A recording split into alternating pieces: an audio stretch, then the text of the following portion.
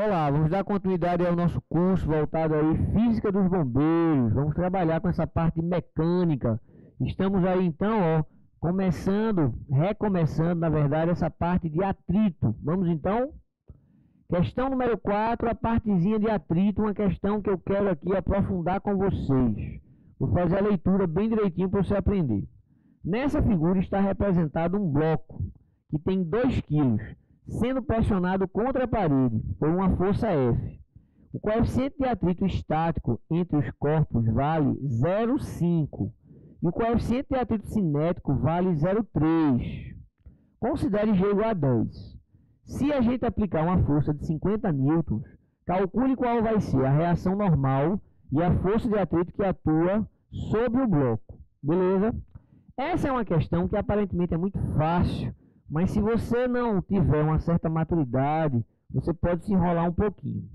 A gente, na verdade, vai mudar um pouco essa questão. A questão que eu vou fazer para a gente poder visualizar, ter esse aprendizado do exercício é assim. Suponha que você não sabe quanto vale essa força. Não sabe. Ela pode ter vários valores. Eu quero saber qual é o valor mínimo que ela tem para poder sustentar esse cara em repouso. O valor mínimo porque se eu souber o valor mínimo, tipo, sei lá, esse cara aqui é 70 newtons. Aí se eu aplicar mais de 70, aí é que ele vai ficar em repouso mesmo. Minha pergunta aqui, meu desejo é descobrir quem é essa força mínima que deixa esse cidadão em repouso. Tá. Mas ele não tem massa, professor? Tem. Se tem massa, tem a força peso aqui puxando ele para baixo. E por que ele não vai para baixo? Porque vai existir aqui, a força de atrito. Tem mais alguma força, professor, atuando aqui? Tem. Se o bloco empurra a parede, o que é que a parede faz? Empurra o bloco de volta. E se ele está parado, a gente vai ter o equilíbrio das forças. É dizer que a força para cima, que no caso aqui é a força de atrito, ela é exatamente igual à força para baixo, que é o peso. Isso é uma equação que a gente obtém. A outra equação é que o valor da força para a direita é igual ao valor da força para a esquerda. Essa força mínima é igual à normal. Guarda aí essas duas informações. Mas como é que calcula a mesma força de atrito? É μ vezes a normal. E como é que calcula o peso? M vezes G. Então eu posso trocar. No lugar da normal, eu boto a força mínima. Então vai ficar a força de atrito, como ele está parado, coeficiente de atrito, que é o atrito estático. No lugar da normal, entra a força mínima. Isso é igual a M do objeto vezes G. Vamos descobrir então essa força mínima? Qual é a força mínima que mantém ele em repouso?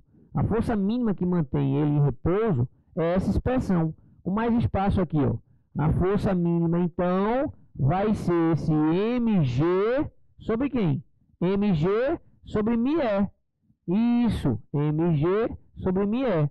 Pegar os valores lá enunciado, a massa foi 2 kg, o G é 10 e o coeficiente, cadê? O nosso coeficiente aqui, que eu preciso, é o coeficiente estático, que é 0,5 que foi fornecido. Então, de novo, a massa é 2 kg, o G é 10 e esse μ estático é 0,5. Qual é a tradução? Vai ficar 20 sobre 0,5. Lembre-se que 0,5 ele é 1 meio. Então, 20 dividido por 1 meio é a velha história. Repete o primeiro, multiplica pelo inverso do segundo. Cada um tem um jeito de fazer. Então, a gente obtém que a força mínima que mantém esse bloco aqui parado é uma força de 40 newtons. Se eu aplicar 40 newtons, ele fica parado. E se aplicar menos? Aí ele desce. E se aplicar mais do que 40? Ele fica parado. Então a conclusão é o seguinte.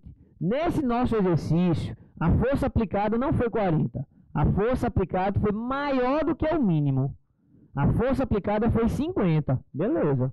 Se a força aplicada foi 50, eu já garanto que ele realmente vai permanecer parado. Ele não vai descer.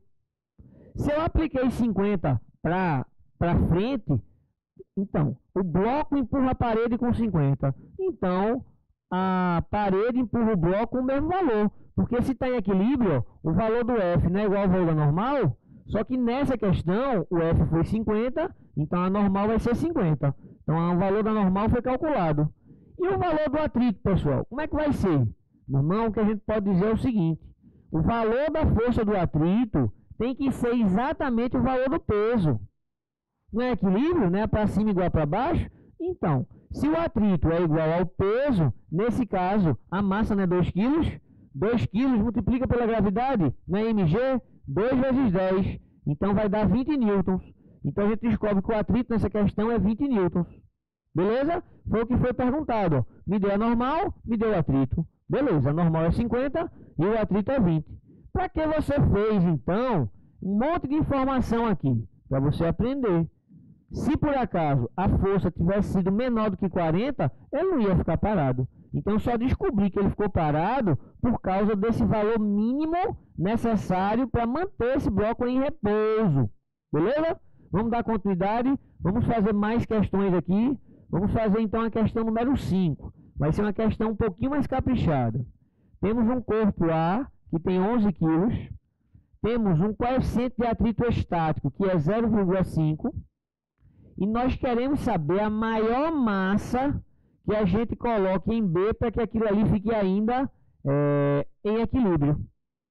Bem, vale a pena fazer um novo desenho para isso aqui. Mas, antes de fazer um novo desenho, vamos se concentrar no sujeito B. Se concentrar nesse sujeito B, que é o sujeito pendurado, a gente tem aqui um peso e a gente tem aqui uma tração. Se vai estar em equilíbrio, não tem nada dessa relação, rapaz.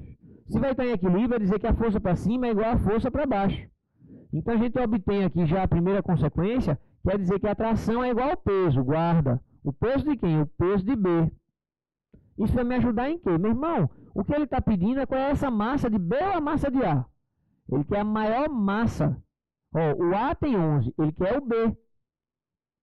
Então, se ele quer o B, vamos trabalhar. O peso de B ó, é a massa de B vezes a gravidade. Se eu achar a tração e já sei a gravidade, a massa de B sai. Tudo bem, a gente só isolou aqui o sujeito B. Vamos isolar agora aqui ó, o sujeito A. Perceba que nesse desenho anterior tem a tração puxando ele para cima. Troncha, está aqui a tração. O que mais existe? Essa tração, na verdade, a gente vai dividir em dois pedaços. Um pedaço para frente, que é TX, e um pedaço para cima, que é o nosso TY. Vai existir aqui a força-peso, vai existir aqui a normal, e como ele está parado, a velocidade dele é 0, mas tem uma força puxando ele para a direita. E por que ele não vai? Porque tem a força aqui de quê? De atrito. Então a gente poderia dizer assim, ó, que a força para frente é TX, é igual à força de atrito. Beleza. E a outra informação que a gente pode dizer é que as duas forças para cima, que no caso é TY mais a normal, tem que ser igual ao peso de A. Vamos trabalhar isso. Quando a questão fala que ele quer o maior massa de B, a maior massa de B vai gerar naturalmente a maior tração. Maior tração vai gerar um maior TY. Mas quando o TY aumenta, como tem que dar sempre o peso de A normal vai diminuir. Na situação limite, se eu quero o maior peso, vai dar maior tração, que gera o maior TY. Maior TY quer dizer menor normal. Então a gente vai dizer que essa normal tende a 0. E quando essa normal tende a 0, vai ficar só que TY é igual ao peso de A. Se TY é igual ao peso de A, a gente só tem que ter cuidado para visualizar se, olhando aqui ó, na figura, esse valor de TY está colado com esse ângulo ou separado com esse ângulo. Como assim, professor? Colado e separado. Vou fazer o desenho. Aqui está o T, aqui a gente tem o ângulo, e eu estou interessado em achar esse TY. Como é a primeira vez que a gente vai fazer devagarinho. Então a ideia é, esse θ é igual a esse, que é alternos internos. Então você vai tirar o seno do ângulo. Quando você tira o seno do ângulo, tem o cateto oposto, que é TY, dividido pela hipotenusa, que vale exatamente T. Só que esse seno do ângulo foi fornecido para a gente. Ó. O seno daquele ângulo é 0,6. Massa, no lugar do seno eu boto 0,6. Quero TY. Sim, mas o que é que a gente faz? Meio pelos extremos. Então a gente encontra aqui que o TY ele é atração vezes 0,6. Mas isso que a gente acabou de achar que é TY, vale o peso de A. Isso que é TY é o peso de A. A massa do A era quanto mesmo? 11. Se a massa do A é 11, multiplique por 10, o peso de A é 110. Beleza. Então vai ficar T vezes 0,6 é igual a 110. Estamos descobrindo o valor de T. 110 dividido por 0,6. Massa. Sim, mas a pergunta era atração? Era não. A pergunta não é atração, é a massa de B. Ah, rapaz, agora acha. Para achar a massa de B, eu tinha que saber a atração. A atração é 110 sobre 0,6. Beleza. 110 sobre 0,6. Isso é a massa de B vezes G. G, apagando aqui, ó, qual é o valor do nosso G? O valor do nosso G é 10. Então, se o valor do nosso G é 10, substituindo aqui, ó, vamos cancelar esse 0 com esse 0, a nossa conta é 11 sobre 0,6. Ah, é tranquilo. 11 sobre 0,6 é 110 por 6. Se ficar em fração, fica desse jeito. Claro que pode simplificar por 2. Daria quanto? 50 sobre 3 quilos. Pronto. Essa é a maior massa que o B pode ter para que ele fique na iminência de entrar em movimento. Tranquilo demais? Vamos dar sequência? Vamos aqui para a questão número 6. Vamos então. Na figura abaixo, a gente tem os blocos A e B. Olha aqui, ó. O bloco A tem 60 e o bloco B tem 20. Estando apenas encostados entre si. A partir de um dado instante, exerce uma força horizontal, F, de valor 500 newtons. Mas dessa vez existe atrito entre eles e o chão. O atrito entre eles e o chão é μ igual a 0,2. A partir disso, a gente vai calcular duas perguntas. Ache quem é a aceleração e ache quem é a força entre A e B. Esqueci de colocar a pergunta, mas está aqui. Quem é a aceleração agora envolvendo atrito? Vamos devagarinho. Primeiramente, a sugestão é a gente olhar isso como sendo um bloco só. Para olhar isso como sendo um bloco só, um tinha massa 20, o outro tinha massa 60. Beleza. Então, posso dizer que juntos tem 80. Como é que calcula a força de atrito, professor? É μ vezes a normal. Como é que calcula a normal? A normal é igual a quem? Ao peso. E então, o μ que foi fornecido é 0,2 e a normal é pegar a massa e multiplicar por 10, porque é igual ao peso. Então, ó, vai dar 800. Logo, a gente vai descobrir que esse atrito, ó, essa multiplicação é quanto? É 160 newtons. Guarda aí, 160 newtons. Bem, a gente vai empurrar esse cidadão com 500 newtons e ele vai se movimentar para a direita com uma certa aceleração. Mas vai aparecer o atrito atrapalhando esse movimento. Do jeito que a gente já fez anteriormente, ó, força resultante não é M vezes A, o M juntando os dois foi 80.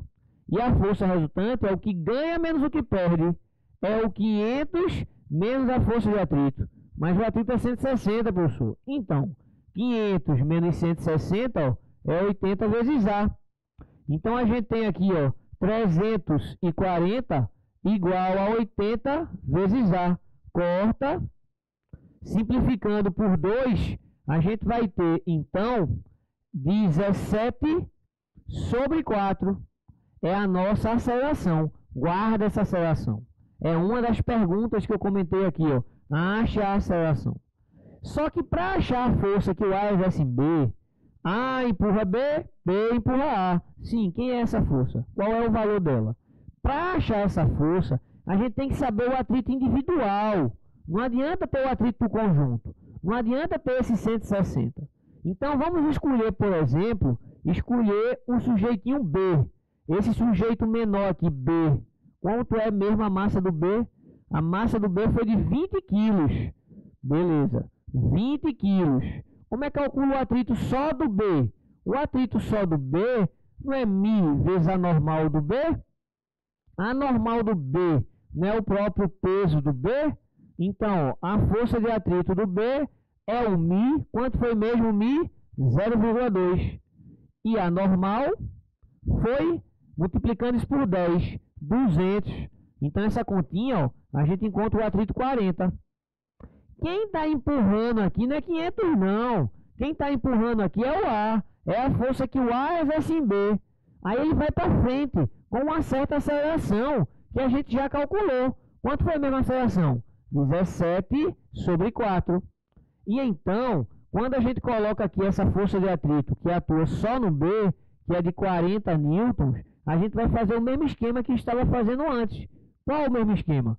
Força resultante é M vezes A. A força resultante é o que ganha menos o que perde. Então é a força de A em B menos o atrito que está atrapalhando. É a massa dele que é 20 vezes a aceleração. Quanto foi a mesma aceleração? 17 sobre 4. Então colocando aqui 17 sobre 4, ó, simplifica isso, dá 5. Multiplicando 5 vezes 17, organizando, está ficando força de A em B menos 40. 5 vezes 17 é exatamente 85. Esse 40 vai somando. Então a gente descobre que a força que atua em B é uma força de 125 newtons. Beleza. Eram as duas perguntas. Acha a força entre eles e acha a aceleração. Resolvido então. Então fizemos aí 6 probleminhas envolvendo essa parte de atrito. Olha aqui a pergunta. Letra A era a aceleração e letra B é justamente a força entre eles. Massa. Dando continuidade, a gente vai trabalhar aqui mais um resuminho dessa parte dinâmica. E esse resumo novo vai falar da força centrípeta. Força centrípeta tem tudo a ver com as questões de bloquinho. São bloquinhos girando. Você talvez não lembre, mas a fórmula da força centrípeta é essa aqui, ó, mv² sobre r. Dá um certo trabalho para deduzir, então aceita. Mas tem uma outra forma de força centrípeta que a gente pode usar nas questões, que é essa expressão aqui, ó, m ω² vezes r. Então a gente tem que saber diferenciar o que é esse v e o que é esse ômega. Esse v é a chamada velocidade escalar. Esse ômega é a velocidade angular. Essa é a equação que relaciona grandeza escalar com grandeza angular. Velocidade escalar com velocidade angular. Tá, mas o assunto de força centrípeta é só isso? É só aplicação de fórmula? Claro que não. A gente pode garantir que a força centrípeta é a resultante. Centrípeta é a resultante, vou anotar. É a resultante de todas as forças que atuam na direção do raio. Que atuam na direção do raio. Professor, o que é que isso quer dizer? Quer dizer, meu irmão, que cada questão é uma questão. Como assim cada questão é uma questão? Vou te explicar. Se a gente tiver aqui, ó, um pêndulo simples, e aí ele está balançando para lá e para cá, para lá e para cá, certo? Nesse movimento, para lá e para cá, eu sei que aqui existe o peso e aqui existe a tração. E aqui está o centro. Para que ele consiga fazer a curva, eu não posso igualar peso igual a tração. Para que ele consiga fazer essa curva, tem que sobrar uma resultante para o raio, para o centro. E a resultante para o centro tem que ganhar do peso. Não são opostas? Então, nesse desenho, quem faz o papel da centrípeta é a tração menos o peso. Quer dizer que a centrípeta para cada caso é uma história. Por exemplo, se a gente tiver um carrinho aqui, ó, e ele estiver fazendo uma curva. Quando esse carrinho está fazendo uma curva, imagine uma pessoa surfando nesse carrinho aqui, ó. A tendência é ir para fora da curva. Aí aparece um atrito para dentro da curva. Mas além dessa força de atrito que sustenta ele na curva, tem aqui a força peso e a normal. Sim, mas quem é que está voltado para o centro? Quem é que está ao longo do raio? Porque a força centrípeta, ela é a resultante das forças que atuam ao longo do raio. Mas só tem um atrito. Então pronto, nesse caso a força centrípeta é a própria força de atrito. Não tem ninguém para subtrair, não tem ninguém para somar. Quer dizer que a força centrípeta é um caso particular para cada história. Isso. Por isso a gente está contando agora algumas histórias. Lembra da história do Globo da Morte? Suponha que tem bolinha aqui, ó. Aqui, aqui e aqui. Isso aqui está em movimento. É a história da emoção. Eu sei que o peso está para baixo nos 3 casos. Sim, mas é anormal. A normal é uma devolução. Aqui, ó, a bolinha empurra o chão empurra a bolinha. Aqui a bolinha empurra a parede devolve. E aqui a bolinha empurra o teto devolve. Nesse mesmo exemplo, a gente tem três situações: situação A, situação B e a situação C. Bem, ali está o centro, ok? Ali está o centro. Se a gente for analisar a força centrípeta nessa situação que eu estou chamando de C, quantas forças estão apontadas para o centro nessa situação C? A normal é o peso, no mesmo sentido. Mesmo sentido, como é que tira a resultante? É somar, vai ficar normal mais peso. Quer dizer que a força centrípeta nesse caso é a normal mais o peso. É, na C é. E no B? Ah, no B é diferente. Por que é diferente? Porque a única força voltada para o centro é a normal. Então a resultante é ela mesma. Ou seja, a força centrípeta nessa situação é só a normal. E aqui é muito parecida com aquele pêndulo que a gente botou para balançar. Por quê? Porque aqui tem uma briga. E para ele fazer a curva tem que sobrar uma força para o centro. Então essa força na situação A, a força centrípeta na situação A tem que ser essa subtração, ó, N menos P. Então cada caso é um caso. Cada caso é um caso. E se cair um caso diferente? Vamos trabalhar para você aprender? Eu coloquei aqui, ó, alguns exercícios fundamentais de força centrípeta. Vamos começar. Questão número 1. É o exemplo que eu te dei de carro fazendo uma curva. A história de carro fazendo uma curva numa superfície horizontal, a gente comentou do surfistinha aqui, ó, que a tendência do carro é ir para fora. Aí aparece aqui a nossa força de atrito, que está apontada para o centro. Então, nessa questão, a força centrípeta vai ser a própria força de atrito. A força centrípeta, suponha que a gente escolha o mv ao quadrado sobre r. Força de atrito é μ vezes a normal. Porém, a normal é igualzinho ao peso. Beleza? Se a normal é igualzinho ao peso, então, no lugar da normal eu posso colocar mg. Aqui continua do mesmo jeito, ó. Só que tem massa de um lado e massa do outro. Então a gente está chegando numa expressãozinha, ó. V ao quadrado sobre R é μ vezes G. Vamos ler o enunciado? Um carro tem 800 kg, nem precisava da massa. O raio dessa trajetória foi 200 e a gravidade é 10.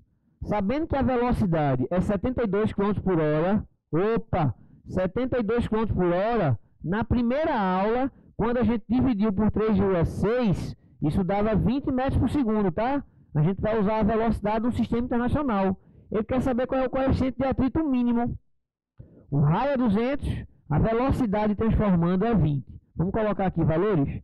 O raio é 200, a velocidade foi 20. Mas a velocidade tem que levar ao quadrado. Eu quero é o μ, e o nosso G vale 10. Agora é continha. Quanto é? 20 ao quadrado, 400.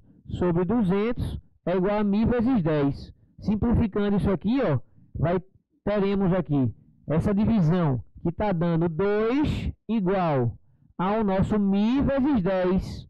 Então a gente encontra que o μ, ó, é 2 sobre 10. Ou seja, o μ é 0,2.